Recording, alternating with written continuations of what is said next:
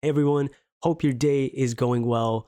We are back with another reaction, and I'm gonna expose a little bit of truth about myself. You know, I know a conductor is doing things. I know the musicians follow him, maybe for tempo, cadence. What is he really doing? I must admit, 37 years old. I don't know. I really don't know. So hopefully this video will help me in the right direction of understanding a little bit more about it than I currently do, instead of pretending my whole life. I've been pretending my whole life that I know what a conductor does. Yeah, don't tell anybody. Let's check this out. What a conductor actually does on stage. When Gustav Mahler was still alive in the early 1900s, you see these caricatures of him, and it's crazy gestures. His arms are up, he's jumping up and down on the podium, extremely large gestures. At the same time, Richard Strauss, another composer, living in the same city basically, was conducting his own music like this, barely So moving. what's the...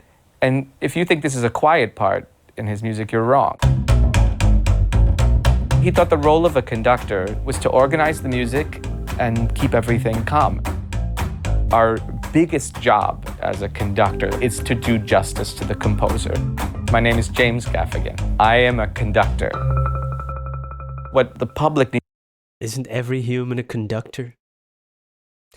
All right, on to the next lame joke. to understand about conducting is it's an anticipatory art. So what we do takes place before the music happens. Rhythmic hand goes up before the music starts. And this hand will give a gesture before that sound. I've always found it strange to hold a baton. So we're glimpsing into the future when we're watching a conductor. Man, they really understanding music. They really have to understand the piece and yo, man, music is it's still an enigma to me. It's a mystery, man. Oof. All right, bit by bit, we're chopping away at that knowledge database of music. It's so much, and I'm starting in all the wrong places. Probably. Hey, we're gonna fit the pieces together one day, hopefully. It's strange to hold a baton, and it's a very strange thing, because why is it there in the first place? But the fact of the matter is it's an extension of your arm. If you just make a gesture like this, you just need to move your wrist, and you don't have to be doing this all the time. Your right hand is mainly for keeping rhythm or keeping the beat patterns. So if you give an upbeat, this is 1, 2, 3, 4. 1, 2, 3, 4. If you have 2/4, it's very simple. So 1, 2, 1, 2. And you could be as small as this. They'll realize that this is a 2/4.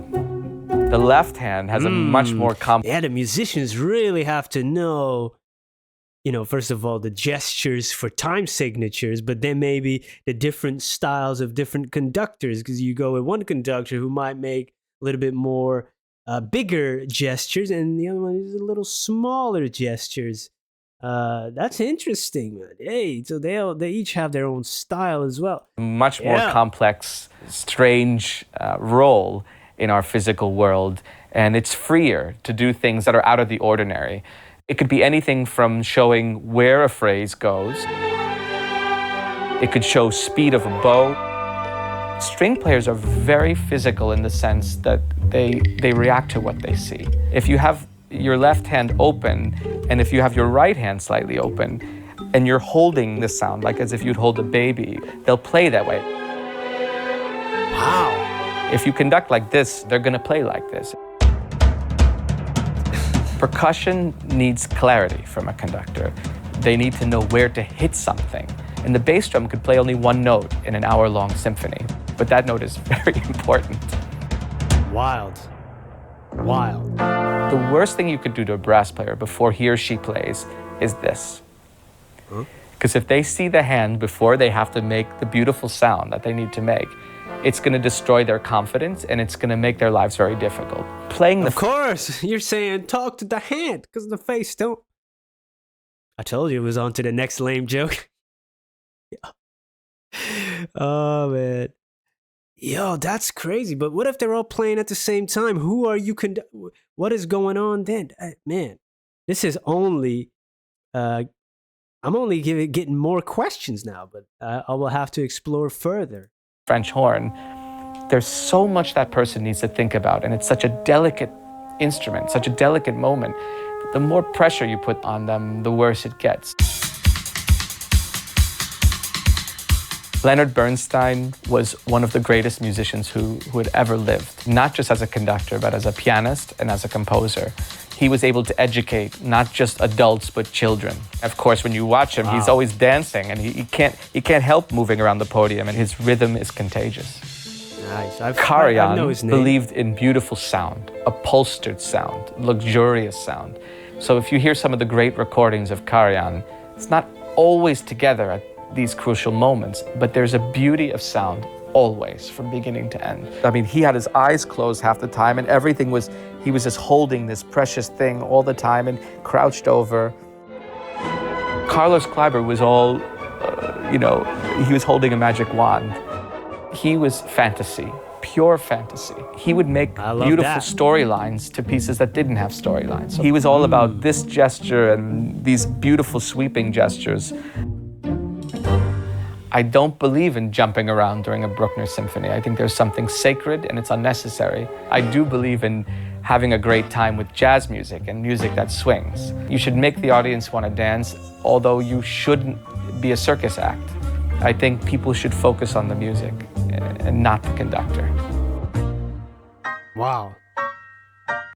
Well, I've only, gotten a few answers, but this really has maybe opened the gate for my own exploration into this new world. The classical world is a big world on its own that's very uh, unknown to me. I know a few things, but then in that world, there's so many different avenues again to explore in terms of music theory and sheet music and notation and great composers and great pieces and all the individual instruments. And then we got the conductors world and all these figures who have their signature styles. And it's very interesting to me. It's another art form that really has beauty to it, right? If you see the movements and I really like that. So I hope I can learn a little bit more about this aspect of music.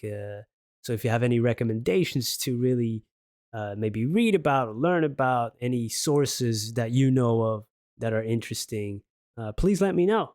And thank you for joining me today. Hope you have a wonderful day. Peace.